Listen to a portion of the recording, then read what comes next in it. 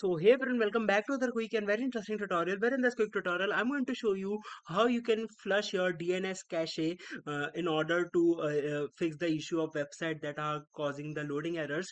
Now, in order to do it, just simply open the command prompt and run it as administrator. Simply search the command prompt and make sure to run it as administrator. Give it all permissions, and in this panel, you have to write IP config with a space and forward slash flush DNS. Once you hit this, hit enter, and here you're gonna see Windows IP configuration successfully flushed the DNS resolver cache. Now, if any of the website have been causing the issue of crashing because it has a previous stored cache, or if the website have updated but it has already storing the previous DNS, it will all now fixed. Alright, so that's it for this tutorial. I hope this video will be helpful for you. Make sure to hit the like button and subscribe button for more such helpful and interesting tutorials. See you in the next one. Take care.